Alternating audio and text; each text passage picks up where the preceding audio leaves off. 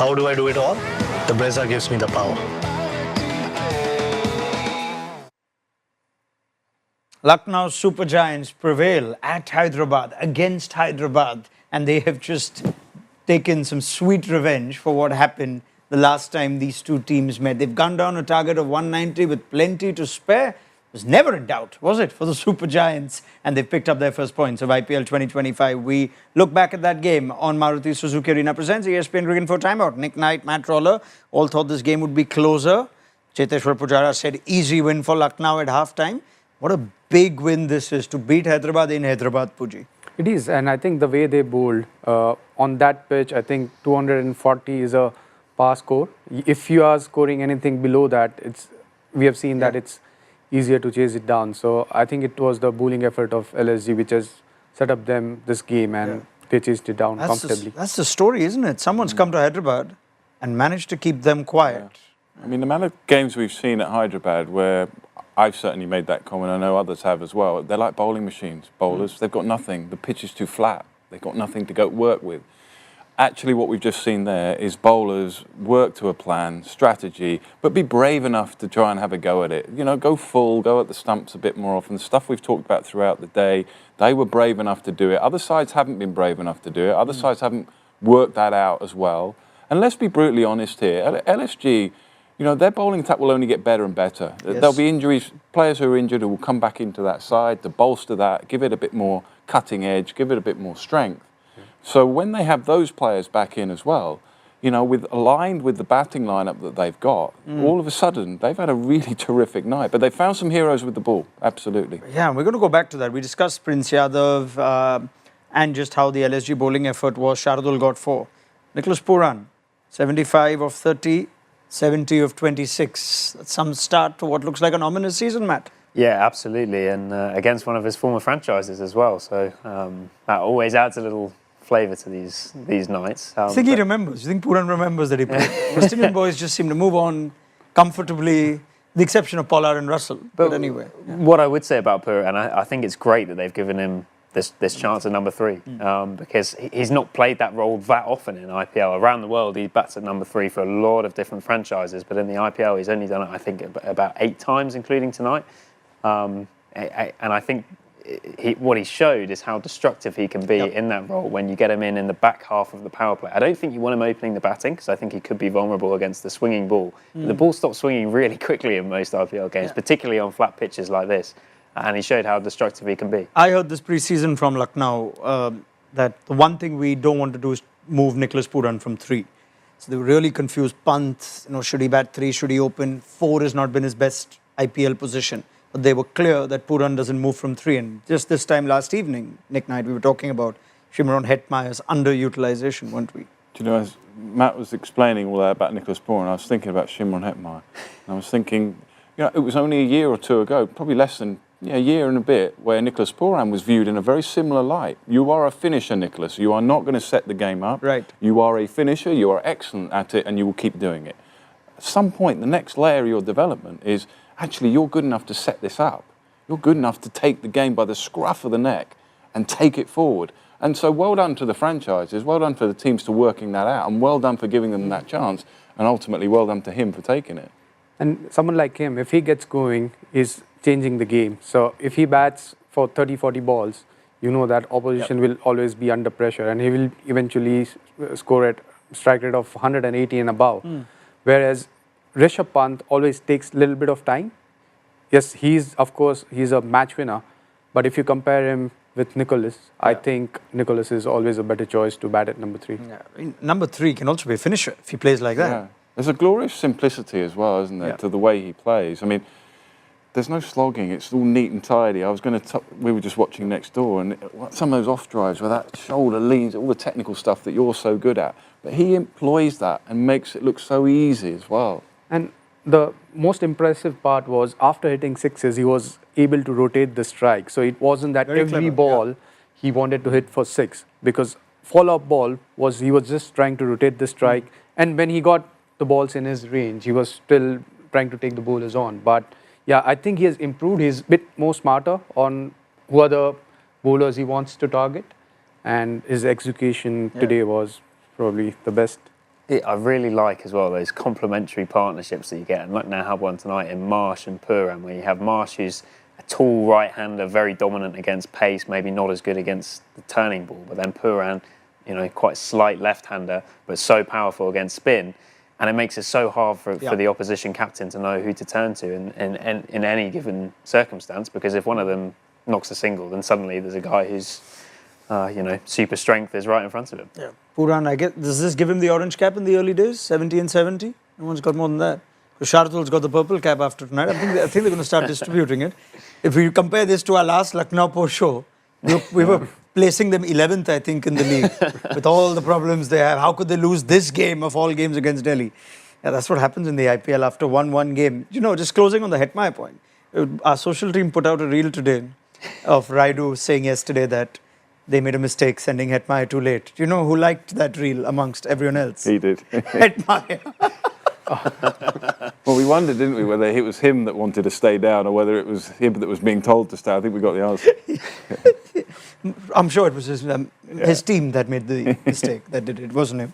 Anyway, right, let's pick up some more conversations. Mitch Marsh is quite a conversation as well. That's a couple of big scores for him. And Puji, we know Mitch Marsh has done lots of things for Australia and around the world, but he's never had IPL success, it's fair to say. You're seeing a different Mitch Marsh.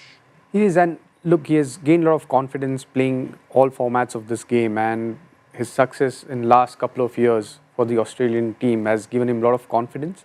So no matter which format he is playing, he understands his game a bit more. And technically, if you look at his bat swing, what he has changed is quite close to his body. His bat swing is quite close. Earlier, he used to keep his hands away from the body, whereas now he's quite close, and that shape or the arc which we talk about, which is a lot more now, and which allows him to play well against spin as well, because he is someone who struggles a bit on a slow pitch, whereas now he has gained that confidence and he's very good against spin as well. Yeah. So that is something which I think he has worked on. This augurs well for them. If Marsh gets runs, this augurs very well for Lucknow. I interviewed actually the last game, and I said, and now you're not bowling? He goes, I'm living the dream, just batting. And you can see he is living the dream. He's loving what he does. Again, glorious simplicity, lovely straight drives, nothing sort of overly, looking out of shape, and it looks like it's going to be not hold together. There's that consistency of the shot selection, head over the ball, the basics that this guy was so good at, is so good at. They adhere to that, and it kind of works even in this format as well. No kind of wild slogging. We were having a bit of a dig around of Marsh's IPL numbers before this game, and please. Your segment was thankfully not. It should have been set up because we were going to do that, and we didn't have the time. Plus, Sunrise was batting. But what was the Marsh segment that you were going to present? It's interesting because he's been around the IPL for so long. I don't know whether everyone remembers this, but I think he's played for 3 different teams who don't exist anymore, let alone all the different teams that he has played for that still exist. So Deccan Chargers and the 2 Pune franchises. So we're talking a long way back. And I think he first came over in 2010 as well. So he's been part of it for a long time. But he's never had the consistency of selection or a batting position where he's just been back to go and play his natural game. But I think one big difference sometimes he's not at the consistency of selection. Correct. Because he gets dropped. But I think this year it could be quite different because I think, firstly, it looks like he's going to open the batting every game. Right. And secondly, I think quite importantly, is he has this long-standing relationship with Justin Langer, who was his coach at Western Australia, in the Big Bash as well, and obviously for the Australian national team. So it looks like Langer is going to back him, give him a good run of games at the top, and give him that opportunity to really go out and dominate. Very good from Marsh and Puran. But I think it's fair to just go back to what we started talking at the halfway stage, what Puji said in his opening comments. This is a game that's been won by Lucknow planning for the Sunrisers batting juggernaut that they are. So let's just go back to the real heroes. Is it fair to say, Puji, was the plans with which they came today? Definitely. I think they did their homework. They knew what are the strengths of SRH's batting lineup and how they want to go about it during first 6 overs. They were a bit lucky. I mean, LSG was a bit lucky to get few dismissals down the leg side, and then Abhishek, he played a pull shot. Normally, he would hit that for a 6. But to do that, you had a clear game plan. You know that these are the things which we are going to try and do as a bowling unit. And they executed those game plans really well. And if you have a game plan, and if you're able to execute those, that's when you get the results. Because if you haven't thought about something, then going into that ground, as a bowler, if you are not clear of what you want to do, then you could be in a big trouble. So let's simplify the plans. You're saying Shardul, the whole point was swing the ball, and then because he's expecting everything full, he surprises him with the short ball. That's led to Abhishek's wicket. I would agree. Yeah. I would agree. On the other hand, you have Prince, who's so young in his IPL career, had a tough game. You saw that game at Vizag. He's literally tried to bowl 20 Yorkers. Even if he's missed occasionally, Travis Head is still bowled. Things have still happened of his simple plan of just bowling full and straight. Yeah, and that would have been the plan quite clearly set to him before he was going to bowl. Just keep doing it. And that is the problem with, some bowlers, they're told to do it and then they feel threatened, understandably, because the ball goes shooting there for 4, for 6, and I've got to try something else, and the captain comes to speak to them, and then the field changes, and everything changes. What I loved about I'm going to use that phrase again, gloriously simple, because it was gloriously simple with the ball as well. Right. That's the plan. We're going to stick to it, regardless of whether it kind of been seen to work or not, because it's our best chance. And they stuck to it, and they got rewarded for it. I'll be very surprised, Raunak, if we don't see further games at Sunrisers Hyderabad where bowlers go a little fuller, a little straighter, a little bit more at the stumps than we've seen before, because of what we've seen tonight. Yeah. And I completely agree. And not just on that particular venue, but on a flatter pitch where the boundaries are smaller, you just need to try and go fuller. Even if you concede few boundaries, that's fine. Yeah. Yes. But you still have a chance of picking up a wicket. But that's the point, isn't it? It's a flat pitch approach. Yeah. You can't bowl like that on a pitch that's just holding a little bit. Last place you want to be is full and out the stumps. You want to be into the pitch, let it hold and do the work there. So it was a specific plan for that surface. I think you also give it up to Zaid Khan, Justin Langer. After losing that game, Siddharth was one of their best bowlers. They were happy to not play him, keep with Prince even though Avesh was fit. So they didn't worry too much about one game, which at times we've seen IPL franchises can react to losses. They didn't this time. It was a brave call, and I think the other interesting bit of it is obviously Sunrisers last year, because of the fact they hadn't been a great side for a couple of years. It felt like they almost took quite a few teams by surprise when they were playing at home, and there weren't a lot of bowling attacks that were ready for just how hard they were going to come throughout an entire innings. Right. Whereas it feels like maybe this season, and obviously, it didn't work so well for Rajasthan in the first game, but I think teams are going to go to Hyderabad this year knowing what they're going to get and knowing that they're going to be tested, their defensive skills. Can you take wickets through an innings against a team that's going to come unbelievably hard at you? So the question now for Sunrise is how whether they can react. Because I'm going to come to that. Yeah, I'm going to come to that. We're going to save that for just perhaps the end of the show, and I think it'll come up in your questions and comments, which once again I invite to throw at the panel. Let's have a look. Devang says, I don't want to be harsh after one bad game, but if you have Klaasen in your team at 5 and all those hitters around him, is it fair to say that the Sunrisers bowling is still weak? They really got pasted, but this looks a better bowling lineup with Harshal, Shami, Zampa. I think they have a very good balance with their bowling lineup. Right. This was a below par score, and I thought on that pitch you need somewhere close to 240 to 260 to defend. So there's nothing wrong with the SRH bowling lineup. It's just that when you are defending 190 on a normal pitch, it's like defending 130, 140. So I thought there wasn't enough runs on the board. Yeah. The High Skeptic says, let's not forget LSG bowled really well. Great bowling overall. Yep, that's the point we brought up. Varun Iyengar asks if Shardul should be the player of the match. Yeah. Give it to a bowler. Absolutely. Even though the Puran game was well. won with the ball, right? The game was set up with the ball. It was finished with the bat, but it was set up with the ball. And Shardul was absolutely outstanding. To think that he wasn't taken originally, to think that he's here as a replacement, to think that he would have been playing for Essex in County Championship cricket, he's done all right for himself. I mean, you guys know him better than me, but one thing I always like about him when I see him play, he looks like a real competitor. He looks like he really, this is a flat pitch. You know what, I'm going to make a difference here. I'm going to do something for my team. I've always felt that with him, whether he's playing test match cricket, one-day cricket. And he's very proactive. I would say that he overthinks at times and he comes up with different ideas. But this is the format where you need that. You need to have different options against a batter where if they are trying to go after you. And he has that courage to pick up wickets. Right. So his thought process is always to pick up a wicket when he's bowling with the new ball.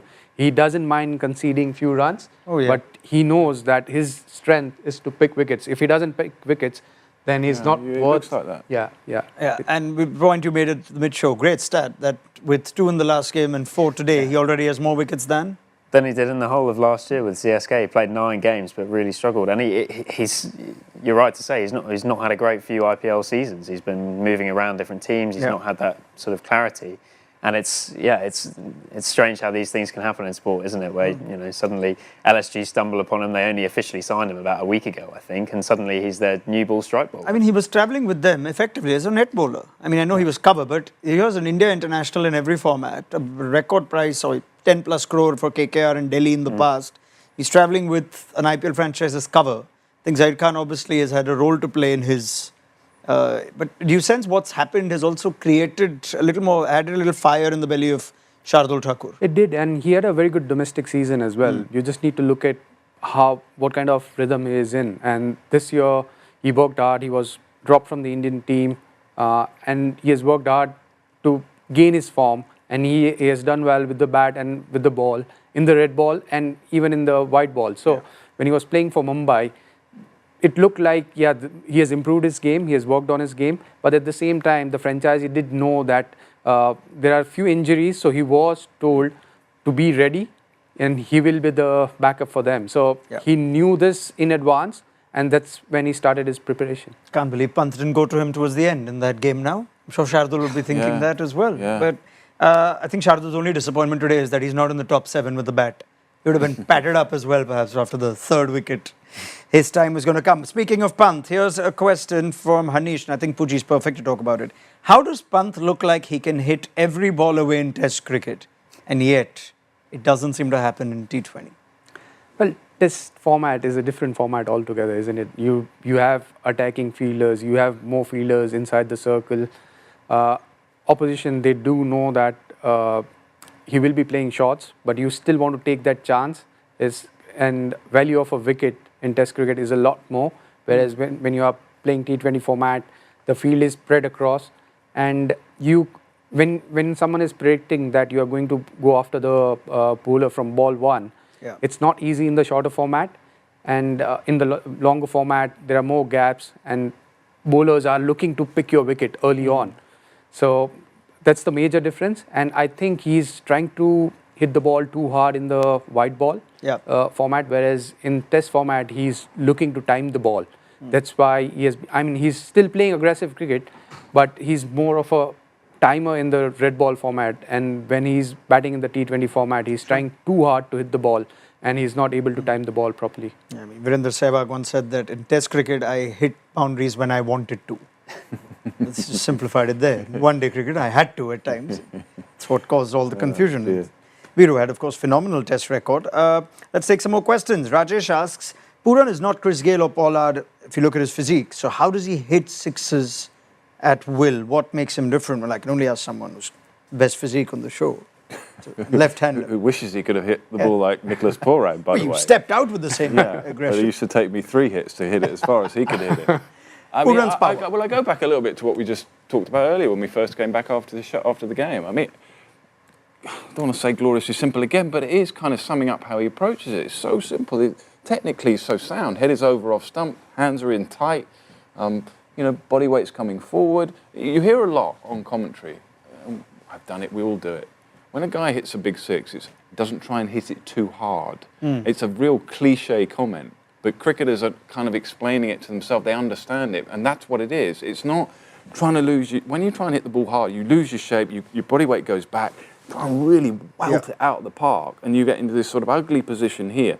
Whereas the best players, they sort of lean on it and just time it through, and they keep the shape of the body. Everything's working together. The body weight's going forward, and all that makes it simple. Sure. And that kind of is Nicholas Pooran for me. And then mixed in with that, it's the intricacies of popping across the crease sometimes. The 360 is bought with all the little craft that he's got, which he watches the ball, keeps himself really still, so he can access different parts. What stands out for me is how most of his sixes do not seem mistimed. Like he's hitting sixes on a frequent basis, 2 every over at times, but it's not like one of those isn't hit as well. All of those seem to be hit equally well. And I'm quite impressed with his back lift, because it feels like technically there are times where you think that his bat is going away from the body, but it comes back. He creates that arc where the hands are moving away from the body, but it comes back, and then he gets that swing. So he gets that extra bit of back lift by doing that, and I think that's the reason he's able to generate that power. He also plays so much T20. I think it's worth bearing in mind. He's trained so hard over the course of his career, and he's such a specialist in this format. Even compared to most, you see some guys who are at the top of lists of most appearances in the year for T20, and they'll play a lot of T20 cricket, but they'll also dip into other formats. Whereas Puran is really all in. I think he's described himself in the past as a child of franchise cricket. He's someone who's constantly on a plane as well. I remember doing a game when he arrived at the 100 last year. He'd just landed, I think, maybe 36 hours previously, been playing a game in Major League. Yes. His kit hadn't arrived. He got some bats Ubered in, but he was so desperate to play that he still made it. And That's true. I remember we grabbed him for an interview. I was doing one of the games. We grabbed him, and he was more than happy just to come straight in, chat about it. He didn't really know what time of day it was. He had no idea what the time was. He'd just been put into the ground and get on with it. Yeah. And I remember first seeing him. He played for Yorkshire. Oh gosh, you'll be able to tell me. It's quite a while ago. Probably a while ago. 2018, 19. And no one really knew too much about him, but he was there, and boy, we all did. I was like, wow. I don't think he might not even got more than 10 or 15, but you could just see straight away. What format was he playing there? He was playing like in a 40-over game or a 50-over game. It was one of the one-day games. I can't remember. But it was a wow. You just thought ceiling's really high. Wow, 385 T20 games now for Puran. They're just piling up. And we don't even, on our Cricket Info profile, sometimes we don't even add all the leagues. Some of the ones he played, We're struggling as well. I think he's the king of T10, isn't he? And I don't think we keep the stats on his profile. So. Yeah. I can tell you that he's never hit a 6 in first-class cricket. I just found that out. It's just fun. 5 games. I was going to say, how many games? It's a shame, isn't it? Because, you talk about how good technically he looks, and it's a shame that he might stop it. Get to the end of his career with no tests. That's another show. Yeah. Sorry, Puji. Yeah. That's for you and Puji to discuss somewhere else. Take Ken Williamson along.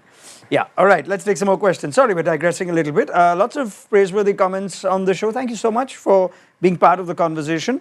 Quick questions on SRH. Can they play Chahar? Rahul Chahar was taken in. Is he an option instead of Zampa? And maybe they can look at Ishan Malinga, who's the next Malinga. Bit of slinger in him as well, I believe. But Rahul Chahar was paid good money at the auction. Could he be an option?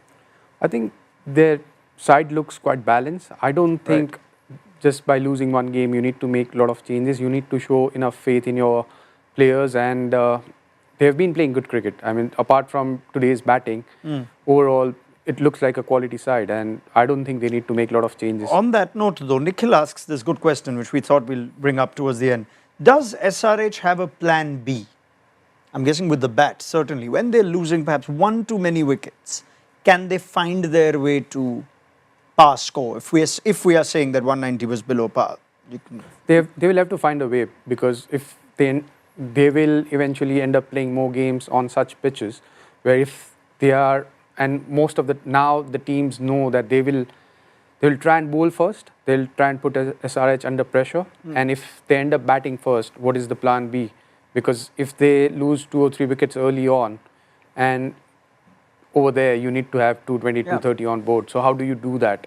How do you find that balance of rotating the strike, still try and be aggressive, but still keep wickets in hand? Yeah, were they bowled out? They were bowled out, or were they 9 down? No, they played out their 20 overs. Nine in the down. end. 9 down. Nine yeah, Nine that's down. I remember watching the end thinking they might well be bowled out. I mean, Yeah. that doesn't happen a huge amount. There was a beacon of light, though, I thought, for them. Verma's 36 off 13. Yes, Aniket Verma, yes. Yeah, I thought that was encouraging, because you're not always going to get your flying starts. You're not always going to get class and get 50. You're not always going to rely on your top 5 or 5. And I thought he took a pretty decent... I thought he showed real qualities. And actually, they're going to need that along the way. Okay. So I thought that was one of the positives out of the performance with the bat. And what I'd say as well is that Heinrich Klaassen was incredibly unfortunate tonight. 100%. He looked like he was good today. That run out, I don't think he could have done it if he'd had 100 goes at it in terms of intentionally deflecting it from that. And I think Klaassen is a good enough player. We've seen his 50-over form this year. Right. Played really well at the Champions Trophy at the start of that And tournament. that's why he's probably batting 5. And not to forget that Ishan Kishan was caught down the leg side. So there were a couple of unfortunate dismissals. And how often do you see on a pitch like this, you have a couple of dismissals which were unfortunate. So most of the times, I don't think they will end up losing too many wickets. It's just that if they do, how do they approach the innings? You know Shardul better than me. What are the chances? He says, "Mereko pata tha. I knew this is a ball I can get Ishan. He'll just nick it." He might say that. he might say that, but no one is going to agree to him. We have a hard time trying to convince him otherwise. Ashish asks on Aniket Verma's cameo. It's something we discussed. Panel was very impressed with him. Yeah. Little more, maybe experience, street smartness. There were still 4 overs left. Yeah, but he's At that point. he's lining up, coming in at 6 against all the guys we just mentioned. I mean, realistically, how many balls are you going to face in a 14-match group stage IPL? I mean, probably not that much. You know, probably not that much. So I thought there were really encouraging signs there. He's going to have more of that. He will only get better for playing in those games and playing in that situation time and time again. If he does so, I fully expect him to thrive. All right. Ramesh is saying this type of pitch does nobody any good. At the end of it, you can't rate anyone. This is a no-content pitch. The first I've heard of that, no-content pitch. So this just tells us there's nothing wrong with the pitch, right, today. It's not like it was harder for Sunrisers. It was a and normal easier. pitch, and I thought LSG's bowlers were outstanding. No-content pitch. I actually think as well, this is one of my sort of pet peeves when people talk about the high scores in IPL, where people sort of claim that bowlers have no opportunity to affect the game. I think we saw today that they really do. I think if you bowl well, you bowl to a plan. You know, last year there were huge scores throughout the IPL, but if you look at the bowlers who had the best economy rates across the season, it was the most talented ones. It was Jasprit Bumrah who was standing out because he was the one that had the skills, the defensive skills and the attacking skills on flat pitches to keep batters in check. The New Trafford says this humbling was actually necessary. They rely so much on Trevishack to score big. This might not be the worst thing for Sunrisers Hyderabad. Yeah. It's a long season. Clark is saying teams should try and keep Markram in because Pooran comes after. And Aiden's wonderful. It's guy. a cruel game, isn't it? But I think the focus here is Cruel keep game. Pooran away It's a as cruel much as game. you can. It'd be interesting to see, actually. I wonder, you know, what we're talking about with Pant there in terms of. I do With still Pant? think, I think there is a case for Pant to open the batting in terms of. I know this has sort of been a long-running thing with Pant and T20 cricket, but given the field is up, given the chaos that he can cause, and we see him cause in Test cricket when people are attacking him and trying to take his wicket, versus when there are 5 men out and he can't sort of cause that chaos. And I do think there's a case to switch. You could have Markram slide down to 4. I think it could work okay. Well, I think there's room here. There's a lot of questions actually on Markram, whether that's the one change they can actually make, and still early days. But we spoke of this multiple times on Pant at 4, starting against spin. There are many sort of questions. Maybe the best thing for him to do is open. And there is a spot now if you want with Markram. I do agree, but if it also depends on where you're playing. So if you're playing on a flat pitch like this, you don't mind Pant opening the innings. But if you are playing at Chennai, then you need Rishabh Pant's experience at number 4, because he's someone who plays the spin really well. He can take on any spinner, and I feel if they will have to just strategize it in a way where I don't know whether you can always switch position according to the pitch, but Pant should open when the pitch is flat, and when there's a bit of turn, he has to bat in the middle order. Okay, Abhishek is saying, good show, Raunak, but you're not taking my question. Well, you mentioned my name, I always see that. So Abhishek's question, there it is. What do you think about Aiden Markram's form? See? Just covered it right now, man. Take it easy. Thank you so much for that, though. Sumit is also saying you're not taking my comments. Sumit, I've seen your comments. You put 8 comments and you're only saying you're missing Raidu, sir. You're the only man who's missing him. I'm missing him as well. But if you have a question for the game, I'm happy to take it. Aniket Verma, we've covered. Rahul Chahar and Zampa, we've covered. Sunrisers don't have a specialist left-arm spinner in the squad. Is that a strategy oversight? Abhishek's a part-time spinner. I don't think you're bowling too many lefties to Nicholas Puran. No. Yeah, it didn't feel to me like a big miss tonight. Okay. And on that pitch, you don't need a specialist left-arm spinner. You can't play another spinner on that pitch. All right, I think that's pretty much it. I think the general theme of today is that teams are going to come better prepared when it comes to playing the Sunrisers Hyderabad, which I think would be great to just see how that happens. Now, if I just have a quick look at what these teams are destined to do next, you have the Sunrisers who will now travel to Visakhapatnam, take the short flight to play Delhi. I think that's a pretty good game. What about Lucknow? What are they up to? Lucknow are now going home. They're going to Lucknow for the first game to play Punjab Kings. Strong team, Punjab Kings. Be really interested to see how Lucknow do at home, actually, because that is probably one of the more extreme venues, you'd say, in IPL, especially when they play on it. I think it's the black soil is the one that turns. There's black and red. Black's the one that's supposed to be slow and turns. Especially when they came into the league under Flower, I thought they were so good or set up so well to win games at home. And I don't know this year whether their spin is strong enough that they're going to be... It's such a hard tournament, right? I mean, last game we were thinking of Lucknow being so many things that are wrong, but they could have been 2 from 2. I remember seeing, I was doing that game, as you say, and we spoke a couple of times to the players, actually, in the airport. They were going one way, we were going another. They were so glum. Because they just lost, and, in the manner that they just lost, and you walk past them, they're all like, in the main, really down, and they just lost 1 game out of 14, and now we've suddenly... they'll be looking back and thinking, we should have won that game, and now we're 2 from 2, and we've got players to come back into the side, and we're in pretty good shape here. It's amazing how it can, which is your point earlier. Someone made the point.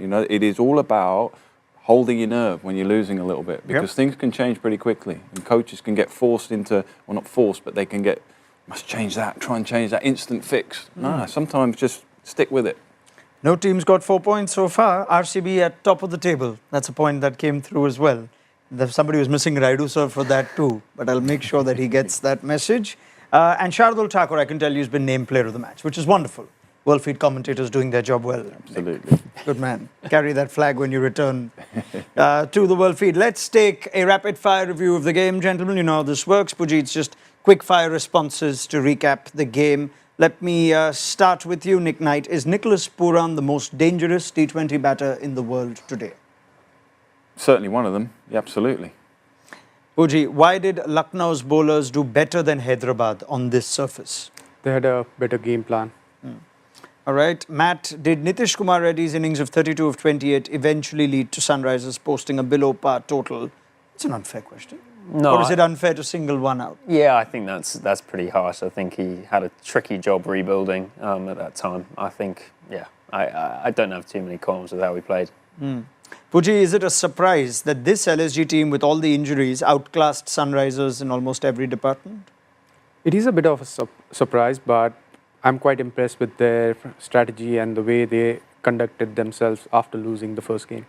Does this win change the mood and prospects for Lucknow for the rest of the season, Nick Knight, when their bowlers return? Yes. Are they only going to get better? Yes, but I think they'll be realistic and not suddenly think they've hit the heights, because they'll know there's still a lot of work to do. And Matt, finally, how do you sense the Sunrisers will respond to a team beating them at home in this fashion? Yeah, it'd be really interesting. I think they'll probably respond by coming even harder in their next home game. But I think that's the way they go under Vittoria and Cummins, isn't it? All right. And on that note, it is a wrap. Well, this is why you love the IPL. It's so hard to predict. And it's only early days. We'll see how both teams respond. Puji, thank you very much. See you tomorrow. Pleasure. You too, Nick Knight. Bring that jacket with you. Take it off tonight before you go to bed. I'm taking it with me. Matt, always a pleasure. And we look forward to your company tomorrow as well. Thank you for all your questions and comments. It's RCB CSK tomorrow. Quick show of hands. Who's backing? CSK? CSK, former CSK boy. CSK 2. CSK home game, isn't it? You're friends at RCB. Half the English contingent is there. Yeah. Oh, man. Okay. I'll carry Raidu's flag and say RCB tomorrow. Come on. We'll see you tomorrow then, folks, for RCB CSK. Join us for build-up just before the toss on Maruti Suzuki Arena presents ESPN Cricket for Timeout. Good night.